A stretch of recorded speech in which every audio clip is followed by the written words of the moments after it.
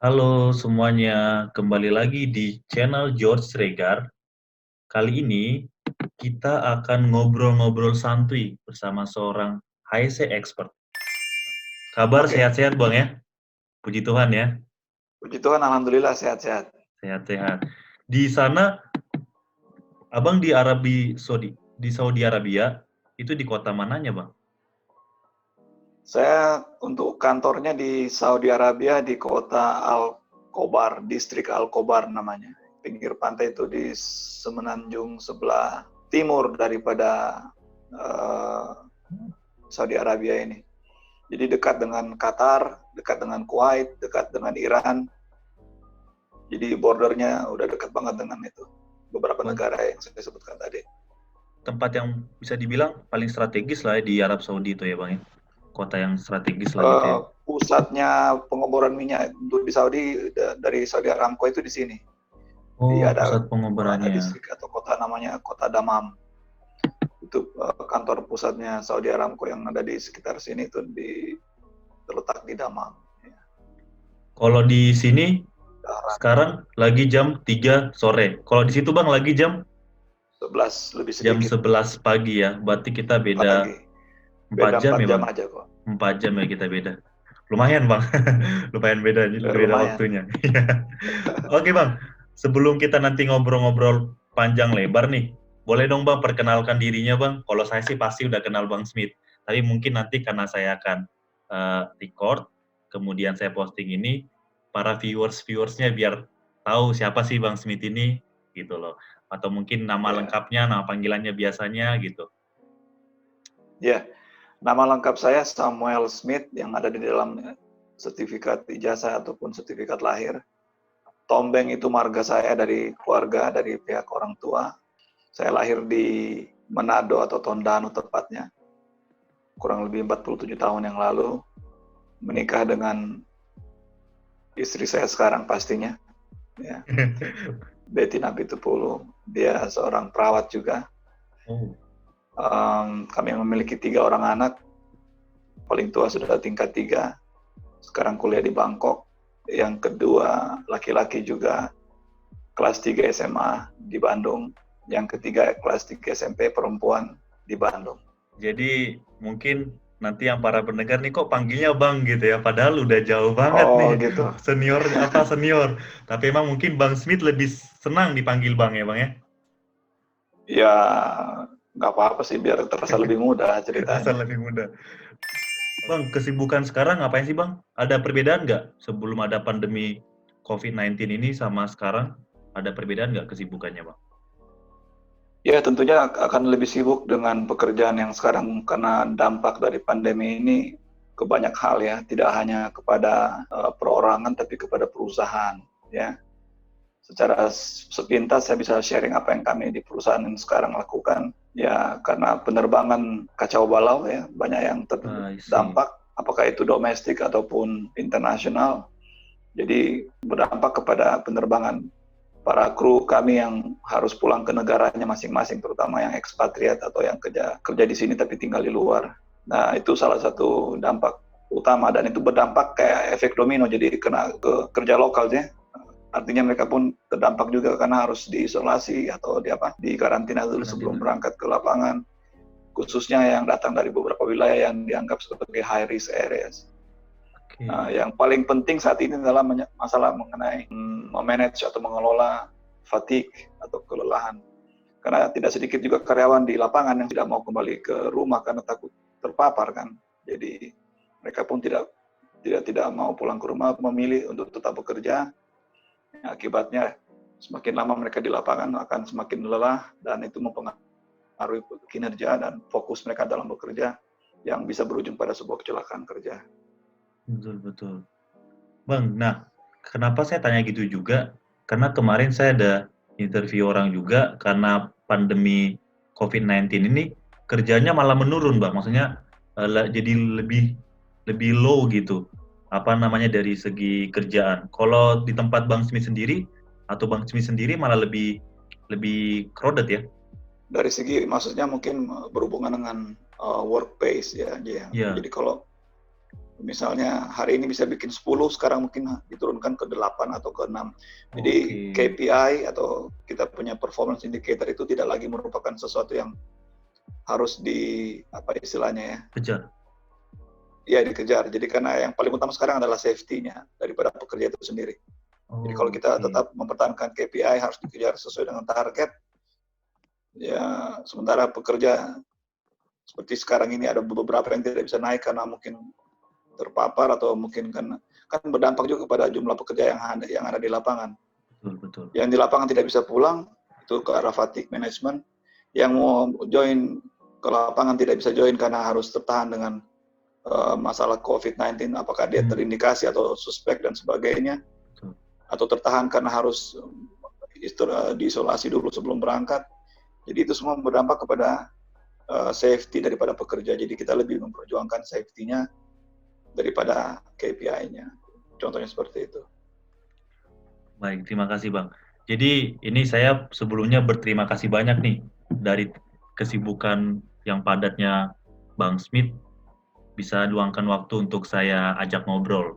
Jadi ngobrol santuy lah kalau bahasa gaulnya di Indonesia nih Bang. Karena kan saya lagi stay juga nih dalam beberapa hari yang dimana ya hanya bisa dalam kamar. Lalu ada beberapa pertanyaan-pertanyaan dari teman-teman yang teman-teman HSC khususnya. Makanya dan saya terpikir untuk membuat konten ini yang kita berharap ini bisa bermanfaat atau mungkin teman. Nah, ada beberapa pertanyaan nih Bang. Saya masuk langsung aja ke pertanyaan-pertanyaannya Bang ya. Ya, silakan. Pertanyaan yang pertama nih Bang. Boleh tahu Jangan nggak yang Bang, sulit udah ya. berapa? Siap Bang. Ini yang Nanti paling terasa kayak ujian nanti nih. ujian. Iya. Eh, jadi pertanyaan pertama, kalau boleh tahu Bang, berapa lama sih jadi HSC dan sudah berapa lama di lapangan sebagai HSC? Oke, saya tamat dari UNAI atau Universitas Advent Indonesia tahun 1994 dari Akademi Perawatnya. Ya, jadi saya basic atau background pendidikan dasar saya adalah seorang perawat tahun 94, jadi kurang lebih 25 tahun lalu itu ya. 2 tahun pertama saya kerja di kamar bedah di rumah sakit yang sama, Rumah Sakit Advent di Bandung. Dan saya pikir itu adalah awal karir saya di bidang K3, karena K3 kan mencakup kesehatan, keselamatan kerja, dan lingkungan. Ya.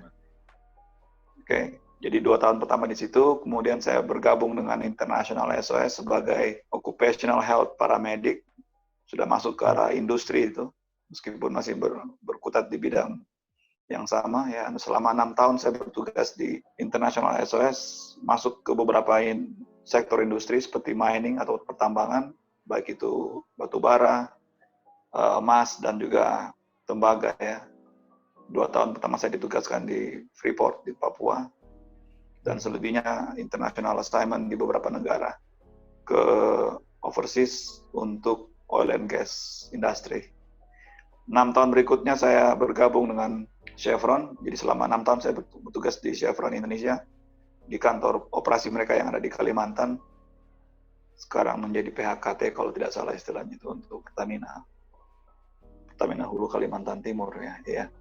Selama 6 tahun di sana saya bertugas sebagai supervisor untuk Occupational Health and Safety and Medical Department. Ini office base ya, tapi masih sering ke lapangan untuk melakukan inspeksi dan sebagainya.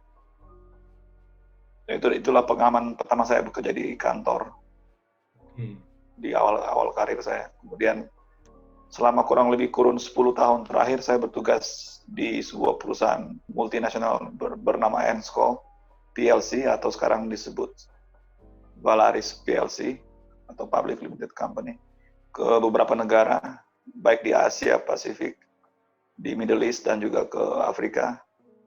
Selama 10 tahun itu, 8 tahun pertama sebagai Safety Training Coordinator, dan 2 tahun terakhirnya itu sebagai HSE Advisor di kantor office base ya.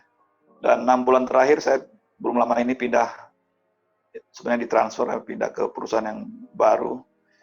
Nama perusahaannya Aero Drilling, ARO atau Aero Drilling, berlokasi di Saudi Arabia. Saya bertugas di kantor pusatnya yang ada di Saudi Arabia, di Al-Khobar, sebagai Senior HSE Advisor atau Senior HSE Advisor. Ini adalah perusahaan joint venture antara Saudi Aramco, ya, perusahaan milik pemerintah kerajaan Saudi, dan Valaris atau dulunya Rowan, jadi Aramco Rowan Drilling Company. Ya. Office base di kantor pusat, saya mengawasi atau membantu mensupport 4 dari 16 rig yang kami miliki. Semuanya rig jack up ya di offshore rig. Dan dalam waktu dekat saya akan merelokasi segera anak dan istri karena mereka harus ikut saya ke sini karena saya kerja di kantor, jadi harus berdomisili di Saudi Arabia atau mungkin saya akan pindah ke Bahrain yang terdekat dari sini. Jadi itu mungkin sedikit pengalaman kerja saya baik di lapangan maupun di kantor, baik itu murni HSE ataupun berhubungan dengan HSE ya, atau occupational health dan juga safety-nya sendiri. Oke, berarti sejak tamat sekitar 25 tahun yang lalu, ya, baru kebanyakan di lapangan nggak Bang? Selama 25 tahun, kalau kira-kira itu berarti kebanyakan di lapangan atau kebanyakan di kantor Bang? Hanya 6 tahun plus 6 bulan, jadi sekitar 6 tahun plus 6 bulan di kantor, sisanya itu berapa itu? 18 tahun lah kurang lebih saya di lapangan. Di lapangannya? Oke. Di lapangannya sendiri sebenarnya di office juga, cuman ya ada porsinya harus ke lapangan secara langsung mengawasi dan misalnya office job lah. Nah Bang, sehubungan dengan kerja di lapangan dan kerja di kantor, HSE ini kan ada ke kantornya, ada ke lapangannya. Mungkin kalau orang-orang accounting atau finance itu kan banyak emang di kantor secara garis besarnya. Tapi kalau HSE kan terkadang di kantor, terkadang di lapangan. Kalau Abang sendiri lebih suka di mana Bang? Di kantor atau di lapangan Bang? Masing-masing saya pikir punya challenge sendiri-sendiri ya. Iya. Tapi karena ditanya pilih yang mana, yang lebih suka yang mana, berarti harus pilih salah satu dong. Iya, iya betul. Karena suruh memilih. Iya. Ya, gimana ya? Yang utama sih kira-kira passion kita di mana. Satu ya. Yang kedua, opportunity-nya ada di mana saat itu. Jadi kalau opportunity-nya di office dan kita tidak punya pilihan lain, ya terpaksa harus ambil kan. Seperti yang saya kerjakan sekarang ini.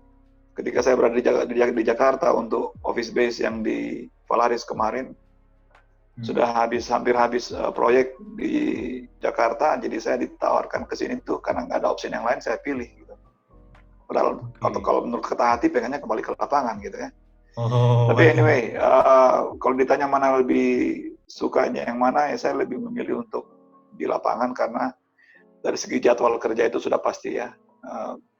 4 minggu ya 4 minggu gitu. Kalaupun di extend itu atas kesepakatan dengan kawan back to back kita. Sementara kalau di office 5 hari kerja, 2 hari libur itu tidak serta-merta dikatakan 2 hari libur murni libur. Kadang-kadang masih harus bekerja atau harus ikut meeting dan sebagainya. Dia harus lebih fleksibel sebenarnya. Yang kedua kenapa memilih di lapangan, karena langsung berhadapan dengan karyawan, berhadapan dengan job prosesnya sendiri, jadi kita ada hands-on practice di situ. Jadi lebih mengerti proses yang dikerjakan, sehingga kalau orang-orang langsung masuk ke kantor tidak melalui lapangan akan mengalami kesulitan dia nantinya untuk memahami sesuatu yang berhubungan dengan proses. Berarti emang secara apa ya, secara jiwa ya senang di lapangan, tetapi tergantung kebutuhannya juga Bang ya. Dan emang di lapangan lebih banyak hal-hal baru ditemukan Bang, ya ada orang berhadapan dengan orang-orang begitu ya. Betul. Ya betul, apalagi ya mau mendekati usia 50 ya sudah harus berpikir kita mau end up di mana, mau end up di lapangan kah atau ya, betul. mau end up di office. Kalau udah bicara usia ya betul. Iya. Ini kan HSE ini Health Safety Environment, kalau bahasa orang Batak bilang, maksudnya bahasa Indonesia bilang itu K3 ya. K3L, keselamatan dan kesehatan kerja lingkungan gitu ya. Itu kalau penerapan di lapangan itu, jadi kan ada 3 hal, health, safety, enviro-nya. Penerapan di lapangan itu 3-3-nya itu emang benar-benar sekali dilakukan nggak sih Bang? Karena ada juga pertanyaan, itu kan ada health. Apakah contohnya nanti ada health-nya aja yang kita lakuin, nanti ada safety-nya, ada lagi, maksudnya pisah-pisah nggak? Padahal itu departemennya departemen HSE, begitu Pak. Ya, oke. Karena ditanya apakah benar-benar dilakukan tiga-tiganya, jawabannya ya harusnya iya. Harusnya, karena bicara mengenai compliance, ya. Ketaatan, kepatuhan, penurutan terhadap undang-undang ataupun aturan standar yang berlaku, apakah itu internasional ataupun lokal, nasional, ya. Nah, karena itu berhubungan dengan kepatuhan, seharusnya diterapkan atau dilaksanakan secara murni dan konsekuen. Ketiga hal tersebut. Jadi bicara mengenai penerapan kan pasti butuh orang di lapangan untuk melaksanakannya. Jadi ada perusahaan yang kalau untuk skalanya skala kecil atau menengah belum sanggup meng-hire orang per orang untuk dipekerjakan, untuk ditugaskan di setiap bidang tersebut, apakah itu health-nya atau safety-nya ataupun environment-nya. Mungkin satu orang merangkap dua bidang yang sama, jadi health and safety, satu orang manajernya gitu. Kalau makin besar company-nya, mungkin dia akan hire ya satu orang untuk health-nya, satu orang untuk, jadi akan semakin besar company-nya atau skala perusahaannya, semakin lebar dia punya organisasi, semakin banyak orang yang ditugaskan per bidang masing-masing, itu akan lebih kelihatan. Tapi kalau bicara skala menengah atau skala kecil perusahaannya, mungkin tidak akan kelihatan dari segi organisasinya, ya. Tapi dalam hal penerapannya itu seharusnya dilaksanakan ketiga hal tersebut karena berhubungan dengan compliance. Contoh untuk lingkungan, untuk lokal kita punya AMDAL. Iya. Ya. Kalau perusahaan itu tidak melaksanakan AMDAL, ya dia akan berhubungan dengan sanksi, apakah itu berhubungan dengan denda ataupun hukum. Ya. Jadi masing-masing negara atau masing-masing sektor industri punya standarnya, punya aturannya, punya regulasinya yang harus dilaksanakan oleh sebuah usaha atau perusahaan. Jadi kata kuncinya compliance. Jadi itu wajib hukumnya untuk dituruti dan ditaati. Kalau Abang Smi sendiri, health, safety, environment itu pernah berurusan nggak dengan tiga hal itu? Perannya? Yang terbesar selama saya 25 tahun bekerja, memang terbesar pengalaman saya di bidang health-nya sendiri, karena berangkat dari pengalaman dan juga latar belakang pendidikan saya sebagai seorang perawat, tenaga medis, paramedis, ya kan. Kemudian sisanya 10 tahun itu saya banyak berkecimpung di bidang safety-nya secara langsung. Masih berhubungan juga dengan, sampai hari ini pun saya masih menghandle beberapa kerjaan yang berhubungan dengan medical case management ataupun menghandle medical surveillance, ya, screening dan sebagainya. Contoh kayak sekarang COVID-19. Ya, jadi pekerja-pekerja yang harus di screening itu HRD dengan saya, dengan K3 dengan safety akan sama. Ibaratnya ya hand in hand lah, kerjasama untuk mengawasi atau mengurusi pekerja sebelum dan sesudah pulang dari lapangan pekerjaan. Jadi screening before and after joining dari bidang lingkungannya sendiri, kita juga melakukannya di lapangan. Contohnya waste management, ya kan, segregasi dan sebagainya, itu disposal dan sebagainya, termasuk pembuangan limbah ke laut ataupun pencegahan tumpahan oil dan oil spill, sebagainya, ya, itu tetap kami lakukan. Jadi saya terlibat langsung di situ, baik apakah itu proaktif ataupun reaktif. Contohnya sesudah ada kejadian, ya kita lakukan investigasi, kita sharing dia punya hasil, dan itu kita lakukan closure terhadap setiap action item yang muncul atas investigasi tersebut. Nah, Bang, ada pertanyaan lagi nih. Pertanyaannya adalah, kan orang-orang HSE pengen jadi HSE yang expert atau yang ahli di bidang HSE tentunya. Nah, kalau mau jadi HSE yang expert itu sebenarnya lebih perlu perbanyak pengalaman atau perbanyak pelatihan? Karena kan kalau HSE sendiri kan banyak pelatihan-pelatihan ya Bang ya. Kayak di Indonesia sendiri ada pelatihan K3 umum, ada K3 migas, BNSP, ada macam-macam gitu Bang. Karena kalau pengalaman, ya tentunya bermanfaat juga. Tetapi kalau kita banyak pengalaman tapi pasti tanya nanti pelatihan kan pada cuma sedikit. Nah, jadi nggak bagaimana Bang untuk itu? Jadi perlu perbanyak pengalaman atau pelatihan? Dan lebih kemana biasanya dalam aplikasinya atau dalam sehari-harinya itu? Oh, seorang, siapa tahu Bang pernah ngerekrut orang juga jadi orang HSE, nanya pengalaman dulu nggak atau pelatihannya dulu? Kayak gitu Bang. Oke, kata kuncinya mungkin dari segi definisi expert itu apa sebenarnya. Hmm. Ya kan, harus tahu dulu arti expert itu apa. Kalau menurut pemahaman saya, expert ya tanpa dikasih tahu pun dia sudah tahu harusnya. I see. Ya, expert. Seorang pengemudi yang expert, tutup mata pun dia bisa tahu ini gigi berapa sekarang, kecepatan berapa sekarang kira-kira, apa gigi berapa ini, ya kan, kalau pakai mobil manual misalnya. Jadi manual transmisi. Yang membuat seorang expert itu banyak hal, banyak faktor. Ya, tidak hanya satu faktor, dan itu pasti harus merupakan kombinasi beberapa faktor. Mungkin pertanyaan lebih spesifik, ya, mungkin lebih perbanyak praktek kerja kali ya. Kalau pengalaman kerja kan berarti kan harus nambah umur dulu. betul. Ya. Pengalaman saya dengan pengalamannya George sekarang kan pasti beda karena umur saya lebih tua. Iya, betul. Iya. Tapi mungkin belum tentu saya lebih pengalaman dari segi praktek kerja. Kalau saya menghabiskan masa kerja saya 10 tahun di bidang yang sama, perusahaan yang sama, bidang yang sama, pekerjaan yang sama, posisi yang sama, sebagai clerk misalnya, dengan saya bekerja sebagai clerk di 4 perusahaan yang berbeda, kira-kira pengalaman saya lebih banyak yang mana? Saya kan lebih mengatakan yang lebih banyak itu adalah yang pindah-pindah perusahaan, karena dia lebih banyak terekspos dengan hal-hal baru. Betul. Kita akan menjadi lebih pasif atau lebih istilahnya complacent, merasa nyaman setelah 10 tahun bekerja di bidang yang sama. Tapi kalau kita pindah setiap 2 tahun setengah misalnya kita pindah ke company yang berbeda tapi dengan posisi yang sama sekalipun, kita terpapar dengan hal-hal yang baru, dan itu menambah pengalaman kerja kita. Jadi kalau ditanya memperbanyak yang mana, mungkin lebih baik memperbanyak pelatihannya. Kenapa? Karena pelatihan itu mengisi gap, mengisi apa yang kurang yang belum kita miliki. Jadi pelatihan itu perlu ya untuk mengisi gap apa yang kurang yang perlu kita ketahui, begitu Bang ya. Lalu pertanyaan berikutnya nih Bang. Ini ada sering nanya nih Bang dari adik-adik yang cita-citanya jadi HSC. Ada yang dia sekarang lagi kuliah jadi HSC. Ada juga sekarang belum nggak kuliah HSC atau contohnya kuliah perawat tapi pengen jadi HSC. Nah dia nanya nih, pada banyak yang nanya juga nih, Bang, lebih baik langsung kuliah ambil K3 atau nggak apa-apa saya tetap stay di jurusan saya ini, contohnya perawat atau teknik, nanti saya ambil pelatihan-pelatihan yang berhubungan dengan K3 atau kursus-kursus untuk jadi seorang HSC.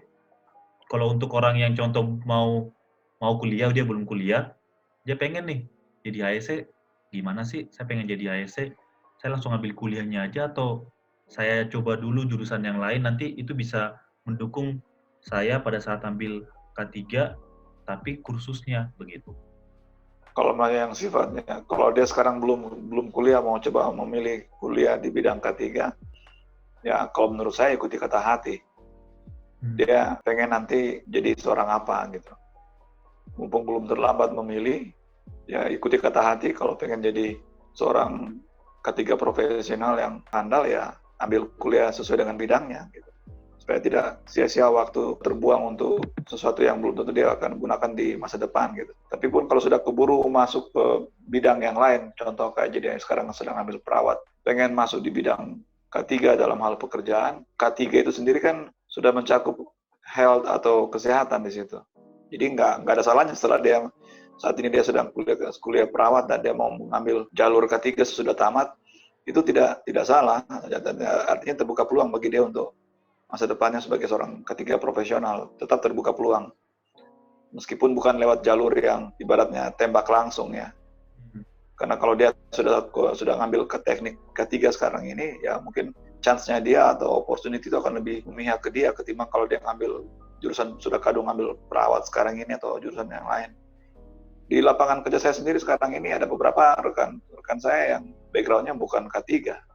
Hampir semua mungkin bukan background K3 dari segi pendidikan. Ada yang jurusan IT, ada yang bekas accountant, ada yang bekas sarjana hukum, ada yang bekas dokter. Jadi itu tidak mutlak harus punya pendidikan K3 dulu untuk masuk ke situ, kalau boleh saya katakan demikian. Tapi kalau mumpung belum kuliah dan mau ambil K3 di masa depan, ya ambillah jurusan yang sesuai dengan harapan atau cita-cita pribadinya dia. Oke. Nah Bang, kalau saya sih udah sempat dengar ya kalau Bang Smith itu pernah atau sekarang pun sedang menjalani kuliah K3 kalau nggak salah Magister Bang ya. Dan pernah sebelumnya juga diploma nebos Bang. Boleh nggak Bang sedikit ceritain Kenapa Bang bisa sampai kuliah S2 magisternya untuk bidang occupational health seperti itu, Bang? Ya, terima kasih. Jadi saat ini saya terdaftar sebagai mahasiswa pasca sarjana di Universitas atau University of Strathclyde di Glasgow, Scotland, Inggris, Scotland, Inggris ya. untuk program Safety and Risk Management. Ya. Risk Management. Jadi memang bidang K3. Hmm. Itu adalah program secara online saya lakukan, dapat tugas dan sebagainya. Saya baru mulai bulan Oktober yang lalu. Bisa masuk ke level ini karena saya memiliki NIBOS diploma dari UK juga, dari Inggris. Yang di sana itu setara dengan S1 K3. Jadi kisah di balik ini, untuk yang S2 ini saya harus bayar sendiri semua biaya kuliahnya. Sementara untuk yang S1-nya yang NIBOS diploma itu sendiri saya dapatkan bantuan dari perusahaan. Dikasih waktu maksimum 5 tahun karena sambil kerja. Tapi saya puji Tuhan bisa selesaikan dalam waktu 3,5 tahun. Wah, cepat ya Bang ya. Dan ini diploma NIBOS ini berbeda loh Bang ya dengan sertifikat NIBOS. Soalnya kan ada NIBOS sertifikat yang dia pelatihan nggak sampai sebulan malah. Dengan diploma NIBOS ini sangat berbeda Bang ya. Sama-sama ada kata NIBOS-nya soalnya. Waktu saya hadiri wisudanya di London kemarin, sepertinya cuma saya orang Indonesia di sana. Oh. Tapi ada dua orang kami yang tamat sama-sama. Teman saya juga dari SOS, ya, Marsidin, tapi dia tidak sempat hadir di acara itu. Di Indonesia sendiri saya kira belum terlalu banyak yang punya diploma NIBOS. Kalau kita pergi ke NIBOS punya official website, ya, ada 3 level di situ untuk pelatihan dan pendidikannya. Yang terendah itu yang sehari atau 2 hari itu namanya NIBOS Award Level. Award level. Kemudian yang kedua adalah NIBOS Certificate Level. Itu bervariasi, ada yang 5 hari training seperti ITC atau oil and gas, technical ya. Kemudian ada yang fire, ada yang environmental dan sebagainya, construction dan sebagainya. Itu bervariasi dari 5 sampai 2 minggu, 5 hari sampai 2 minggu. Ada yang IGC. Nah, itu IGC itu yang 2 minggu tadi ya. Itu level certificate. Certificate ya. Nah, dan ini belum ya, yang saya ambil terakhir itu yang level diploma. Diploma sebenarnya istilah diploma itu tidak seperti kita di Indonesia diploma yang diploma 3 gitu kan. Tapi di luar negeri diploma itu bisa setara dengan S1. Oh begitu ya, karena waktunya juga cukup lama juga, Bang ya, bertahun-tahun juga kan? Iya. 3,5 tahun tuh tadi. Dan kalau selain waktu, yang utama sih kreditnya, berapa kredit yang kita kumpulkan dari pendidikan tersebut, dan apakah kredit itu diterima? Iya, apakah itu diterima oleh university di negara tertentu gitu. Jadi kebetulan SKS atau kredit yang saya kumpulkan dari NIBOS diploma itu diterima di beberapa university di Inggris. Salah satunya yang saya dapatkan sekarang yang di Scotland tadi. Mereka terima itu sebagai kredit yang setara dengan S1. S1, makanya bisa ngambil S2 ya? Bisa ngambil S2. Magisternya, oke. Berarti emang kalau diploma NIBOS itu dapatnya ijazah bukan sertifikat? Kalau tadinya yang IGC level itu, IGC certificate itu, level certificate untuk IGC, itu hanya berlaku 5 tahun. Tapi yang saya tahu sekarang ini sudah berlaku seumur hidup. Oh. Yang IGC ataupun yang certificate level. ITC atau IGC itu semua yang saya tahu itu sudah berubah jadi berlaku seumur hidup kalau nggak salah. Cuma nanti ada ketentuan kalau nggak salah harus refresh lagi atau exam doang nanti yang harus beda. Kalau yang diploma ini jelas berlaku seumur hidup. Berarti kalau bentuk sertifikatnya sih sama aja dengan IGC, cuman kalimatnya yang beda di dalam. Cuma kalau yang diploma dia ada gelarnya toh Bang? Kayak bisa pakai gelar diploma untuk IDIP NIBOS, gelarnya di belakang nama, dan kemudian itu dasar kita untuk bisa menjadi membership untuk beberapa keanggotaan perkumpulan K3 internasional. Bang, pertanyaan berikutnya Bang Smith kan udah cukup lama jadi HSE. Ada nggak Bang pengalaman menyedihkan saat jadi seorang HSE? Cukup banyak sih. Yang paling deh Bang, yang paling menyedihkan dan keingat gitu. Secara general aja, general ya. General ya. kita kan kalau di lapangan, tinggal di lapangan tuh lebih lama daripada tinggal di rumah sebenarnya. Waktunya itu lebih lama dihabiskan bareng teman-teman di lapangan ya. Jadi keterikatan batin kita itu udah kayak bukan hanya sekedar kawan, tapi udah kayak keluarga. Ya. Udah seperti keluarga. Jadi kalau salah seorang dari mereka itu mengalami kecederaan atau kecelakaan kerja, ya kita pasti akan sedih ya, karena kita pengennya semua orang datang ke lapangan itu sehat, walafiat, dan pulangnya pun harusnya sehat, selamat, tidak ada kecelakaan. Jadi kalau ada yang kena kecelakaan, sedih lah. Saya pikir itu yang paling menyedihkan kalau ada.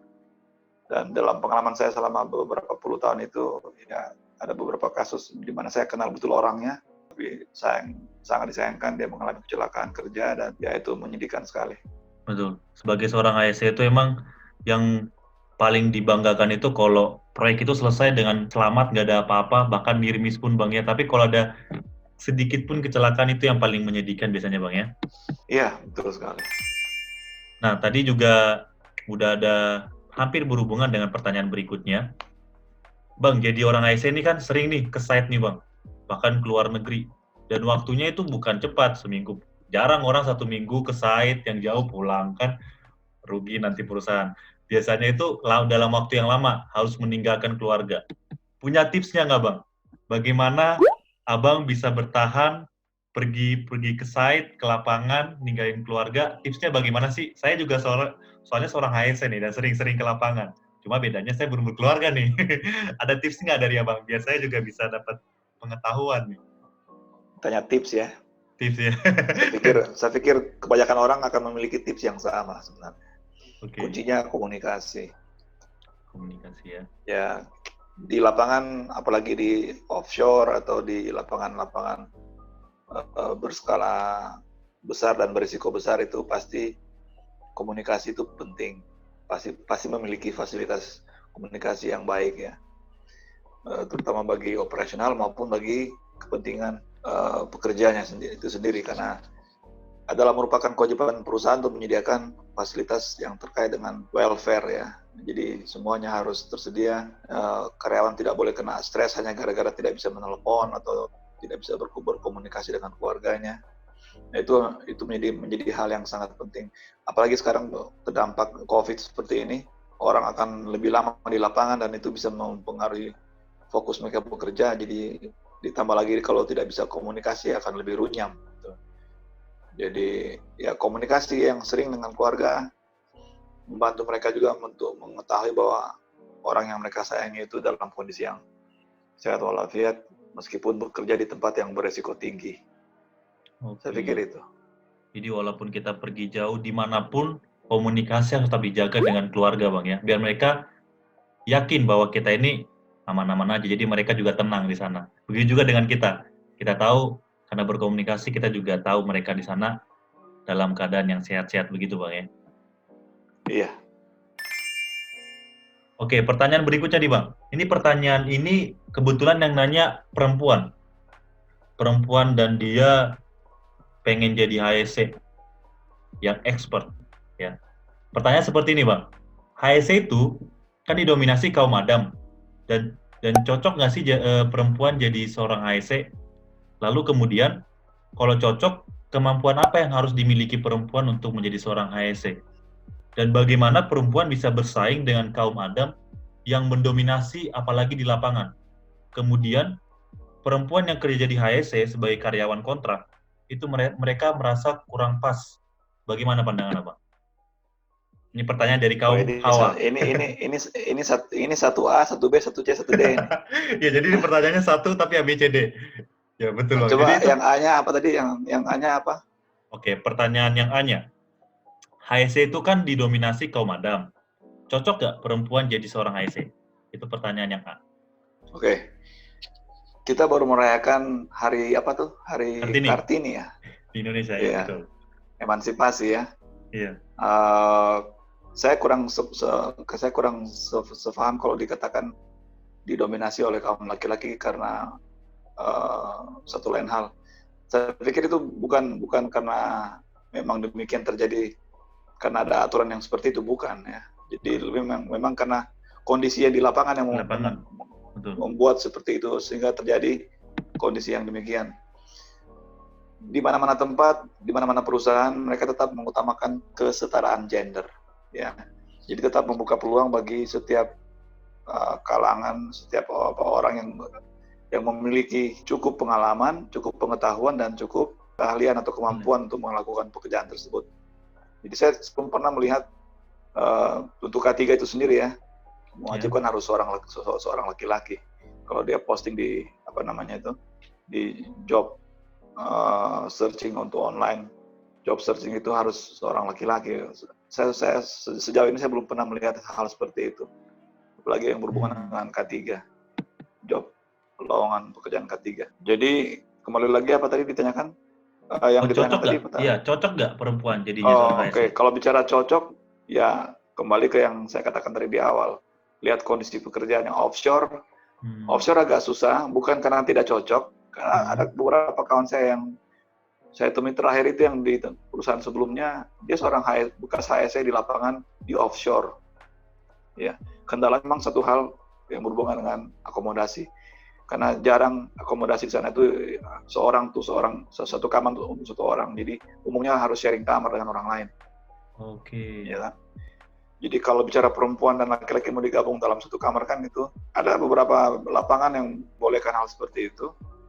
Tapi umumnya ya tergantung daripada si individualnya mau nggak dia sharing kamar dengan orang lain. Tapi tetap diatur schedule-nya, orang itu yang perempuannya shift pagi, yang lakinya shift malam. Jadi nggak pernah ketemu di kamar yang sama gitu. Oh, shift-nya diatur ya? Iya. Tapi yang lagi-lagi kembali yang saya katakan tadi itu lihat kondisinya, apakah cocok atau nggak cocok itu tergantung orangnya itu. Nanti ditawarkan ini pekerjaannya begini, kondisinya mau nggak, kan gitu. Kembali ke orangnya. Ditawarkan kembali ke orang. Mau terima apa tidak gitu. Ya. Yang berikutnya adalah tadi nih, seperti yang kita sudah bilang, nggak ada aturan harus cowok semua yang jadi orang ASN di lapangan. Tetapi emang karena kondisi, laki-laki atau kaum Adam ini yang mendominasi.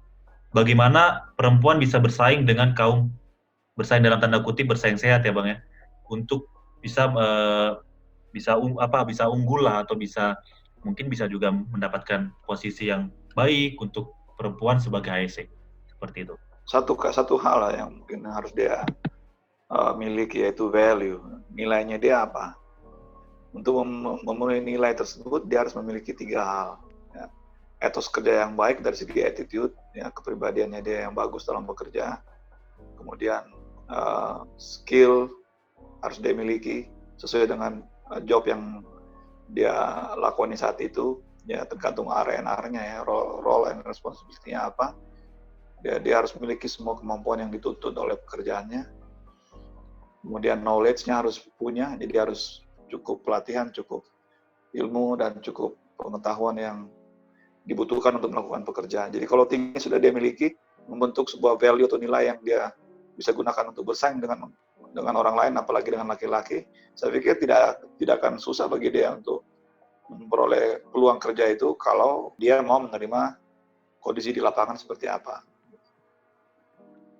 Oke, Bang. Yang saya katakan tadi soal kondisi lapangan tadi. Berarti emang yang penting value ya, bukan nggak, pokoknya di lapangan itu nggak ada HSE itu perempuan nggak bisa maju, nggak ada begitu Bang ya. Yang penting dia punya value tadi, nilai tadi Bang ya. Lalu pertanyaan berikutnya Bang, jadi kita udah ada cerita juga, Abang juga ada cerita tentang pengalaman yang paling menyedihkan pada saat bekerja jadi seorang ASE. Tapi Bang, apa sih pengalaman paling berkesan yang membuat yang enak lah, yang bagus-bagus pada saat jadi seorang ASE Bang?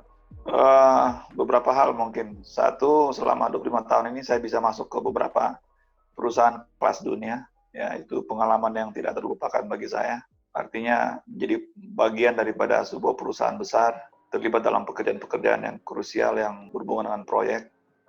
Yes. Kemudian yang kedua mungkin bisa sambil bekerja, sambil jalan-jalan, ya bisa masuk ke beberapa negara tanpa harus mengeluarkan biaya sendiri, ya kan? Sejauh ini saya sudah masuk ke lebih dari 16 negara, jalan-jalan tanpa mengeluarkan biaya sendiri. Ya, yang ketiga bisa lanjut kuliah, lanjut menambah ilmu, bisa ngambil S1 di bidang K3 dari Bosch di Inggris, kemudian S2 bidang K3 dari Strathclyde University di Scotland, Inggris. Semuanya itu tentu adalah berkat Tuhan, tapi bisa saya gapai semuanya itu karena berkecimpung di bidang K3 ini. Jadi itulah pengalaman yang paling berkesan bagi saya sebagai seorang K3. Baik, thank you Bang. Pertanyaan berikutnya nih Bang. Nah, HSC itu kan banyak bidang, maksudnya banyak jabatan-jabatannya. Jabatan-jabatan yang dimaksud adalah seperti ini. Ada namanya HSC Officer, ada namanya HSC Trainer, ada namanya HSC Advisor, dan macam-macam. Ada HSC Engineer. Sebenarnya itu beda-beda kerjaan atau tugas atau gimana Bang? Ini ada juga yang nanya seperti itu Bang. Ya, kembali ke masing-masing, ini job title sebenarnya ya, atau titel pekerjaan itu, atau jabatan atau posisi, ataupun kesimpulan daripada beberapa pekerjaan. Jadi seorang itu dikatakan seorang advisor, apa tugas-tugasnya. Jadi harus lihat dulu dia punya ini, role and responsibility, job summary-nya seperti apa. Kalau lebih banyak dia berfungsi sebagai seorang advisor, ya jadinya ke advisor. Kalau dia lebih banyak nanti ke lapangan sebagai seorang pengawas di lapangan, mungkin ke arah officer. Kalau dia lebih banyak mengurusi training, ya dia seorang trainer. Kalau lebih banyak dia mengelola program K3 di lapangan, dia mungkin lebih ke arah coordinator, atau mungkin karena dia punya banyak anak buah di lapangan. Advisor mungkin tidak punya anak buah, tapi yang si HSC coordinator itu mungkin punya anak buah. Jadi kembali kepada roles and responsibility dari setiap title tersebut. Oke, jadi kembali ke roles and responsibility kepada title-nya tersebut ya. Ya, jadi kalau nanti ada lowongan pekerjaan misalnya di internet, Anda temukan 5 jenis title dari HSE ini. Yang harus dilakukan adalah mencari tahu apa kira-kira role and responsibility-nya. Jadi title itu akan mengarahkan kita kepada poin-poin yang merupakan titik berat daripada sebuah jabatan. Jadi poin-poin titik beratnya ya, tergantung nanti ya dari perusahaan itu juga Bang ya. Oke Bang, pertanyaan berikutnya nih Bang. Jadi HSC ini ada yang berurusan dengan 3 hal. Peralatan-peralatan, contohnya inspeksi. Manusia, tentunya kita observasi. Lalu juga berhubungan dengan dokumen, atau seperti audit seperti itu. Nah, kalau Abang sendiri, lebih suka berurusan dengan apa? Peralatan kah? Manusia kah? Atau dokumen? Kalau boleh saya tambahkan satu hal lagi, lingkungan. Jadi lingkungan. Biar lengkap K3-nya kan, K3L. Iya betul. Ya, jadi dalam pekerjaan kita sebagai seorang K3 profesional itu ada 4 hal sebenarnya yang kita handle di lapangan. Kita menghandle manusianya atau people-nya, kita menghandle aset, ya, peralatan, perlengkapan, dan semua perkakas yang ada. Kita menghandle juga proses daripada setiap pekerjaan itu kan ada prosesnya, ya, berhubungan dengan standar, prosedur, dan sebagainya. Dan yang keempat adalah kita berhubungan dengan lingkungan pekerjaan, lingkungan sekitar, dan sebagainya. Jadi keempat hal ini adalah 4 faktor yang membentuk job factor. Ya. Jadi kalau ditanya lebih suka berurusan dengan yang mana, ya harus 4-4-nya harus kita kerjakan, karena itu adalah sebuah kesatuan yang tidak bisa kita pisahkan. Tapi kalau ditanya kira-kira dari segi jenis kegiatan yang dilakukan itu kira-kira lebih suka mana, saya berpikir lebih menantang itu kalau berurusan dengan faktor manusianya, karena berbeda-beda kan orang. Kalau alat kan standar gitu. Iya betul ya. Mudah kita cari kalau ada kecelakaan kerja berhubungan dengan peralatan, mudah kita cari dia punya root cause atau faktor penyebabnya dan akar penyebabnya apa. Jadi kita mudah mencarinya. Kalau bicara mengenai manusia, ya kita harus betul-betul interview dengan baik, harus ada keterbukaan di sana dan sebagainya. Jadi yang lebih menantang itu kalau berhubungan sama manusia. Jadi Bang Speed yang lebih menantang, yang lebih disukai ya. Karena kan manusia lebih menantang dan lebih disukai ya. Walaupun harus semuanya pasti akan dihadapi, begitu ya Bang ya. Pertanyaan berikutnya, ada nggak sih kebanggaan jadi orang HSC? Lalu, seberapa penting sih HSC itu di sebuah perusahaan? Kalau bicara kebanggaan, semua profesi harusnya kita banggakan sebagai profesi yang bagus ya. Karena pasti sesuai dengan harapan kita sebagai seorang individu. kebanggaan sebagai seorang K3 di lapangan. Umumnya orang K3 itu apalagi di lapangan migas seperti di rig ya atau di platform dan sebagainya. Umumnya cuma satu orang di lapangan kan untuk sekian ratus pekerja. Oh iya, mengawasi begitu Ya. ya. Iya betul. Jadi segala yang berhubungan dengan safety cari si Pak Smith, safety man. Siapa mana safety man-nya ya kan gitu. Iya. Kebanggaan lain, orang datang ke lapangan, orang pertama yang harus ditemui siapa kira-kira? Safety-nya. Induction dulu kan, nggak Iya, boleh kerja, induction dulu. nggak boleh berkegiatan sebelum apa? Sebelum induction. Iya. Ya. Jadi kita lah orang pertama yang akan ditemui oleh setiap orang yang datang ke lapangan. Betul. Ya, karena fungsi kita sangat krusial di situ. Dan biasanya orang yang cari-cari, Bang. Orang-orang yang cari-cari, terkenal ya cari-cari. Kalau Ada ada apa-apa? kecelakaan kerja, Iya. ya kalau ada kecelakaan kerja, siapa yang pertama dicari? Safety juga. Safety. Mana safety-nya nih gitu ya. Ya kan? Iya, betul. Jadi ya itulah mungkin kebanggaan secara pribadi lah. Dan ada juga, Bang, sekarang ini kan ada majalah itu saya baca, ini yang nulis seorang CEO di sebuah perusahaan, good safety, good business. Jadi safety-nya yang bagus, bisnisnya juga bagus. Betul ya, Bang ya? Iya, tidak ada perusahaan operator, kalau saya bicara mengenai oil and gas ya. Misalkan contoh soal Pertamina lah, kita punya perusahaan yang nasional. Tidak mungkin Pertamina meng-hire kontraktor yang safety record-nya jelek, ya kan? Betul. Jadi kalau sebuah perusahaan kontraktor pengen terus dikontrak oleh kliennya, ya dia harus mempertahankan kinerja safety yang baik. Itu sebuah good business kalau dia memiliki safety yang baik. Good safety performance is a good business, ya itu 100% benar kalimatnya. Baik, Bang. Ini udah habis nih pertanyaan-pertanyaan yang saya buat nih, Bang ya. Jadi saya berharap memang hasil obrolan kita ini bisa bermanfaat lah untuk teman-teman mungkin yang pengen jadi HSE tapi masih belum diniatkan begitu. Jadi semoga ini bisa bermanfaat.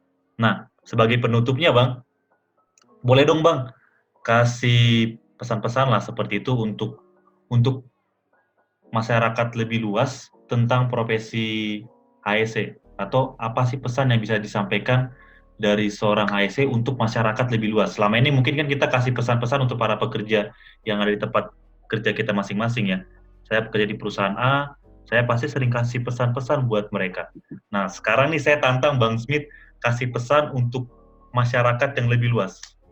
Soalnya seluruh orang tentang sehubungan dengan profesi sebagai HSE. Oke, ini pertanyaan yang sulit tapi mudah dijawab sebenarnya. Jadi gini, kita harus ambil safety itu sebagai bagian daripada hidup kita ya. Kita harus praktekin sebagai bagian daripada hidup kita. Kenapa?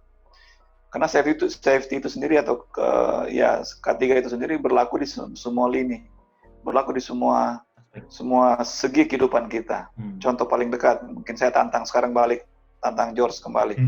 Coba lihat sekeliling George sekarang ini di kamar tersebut, kamar hotel ya. Iya. Ada hal-hal yang berhubungan dengan safety nggak?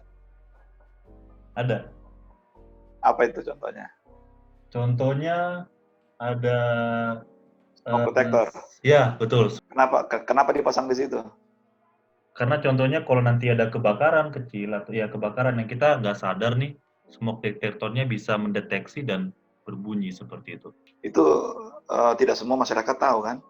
Betul.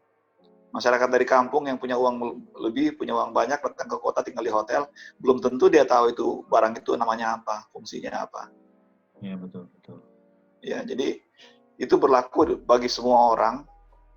Datang ke hotel tidak hanya sekedar tidur doang, tapi harus tahu. Pernah nggak kita masuk ke hotel, yang pertama kita lakukan, kita balikin pintunya dan kita cari tahu di mana map untuk mendapatkan petunjuk mengenai emergency road-nya, ya kan? Buka pintu, keluar dari kamar, lihat di gangnya itu di mana portable fire extinguisher terdekat, ya kan? Di mana letak jalur untuk turun tangga daruratnya yang terdekat, ya kan? Ya. Tidak semua orang melakukan hal itu. Betul. Bahkan terkadang orang-orang yang berbackground K3 pun sekalipun bahkan mungkin lupa melakukan hal tersebut ketika masuk sebuah hotel. Ya, hal yang seperti ini harusnya we take it to the heart ya, kita harus jadikan sebagai satu kebiasaan gitu. Yang kedua, kalau saya ingat persis waktu saya ikut pelatihan training to trainer sebagai trainer pembina K3 itu, pemerintah punya harapan yang sangat tinggi untuk K3 ya.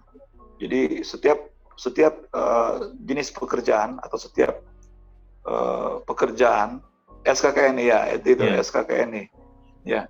Bahkan sampai ke seorang buruh sekalipun harus memiliki SKKNI ya. Contohnya untuk buruh lepas, contohnya tukang batu ya. Itu harus mempunyai SKKNI. Jadi untuk semua lini itu harusnya memiliki petunjuk kerja yang baku untuk bisa dijadikan sebagai pedoman bagi seorang pekerja sesuai dengan aturan yang ada gitu. Jadi K3 ini luas sekali, berlaku untuk semua orang, semua jenis pekerjaan di semua sektor. Ya, tinggal bagaimana masyarakat mencari tahu dan mempelajarinya dengan mudah. Di rumah saya sendiri, saya sering ingatkan anak-anak saya dan istri saya untuk kalau naik turun tangga itu pegang pinggiran susuran tangga itu, atau istilahnya handrail ya. Handrailnya ya.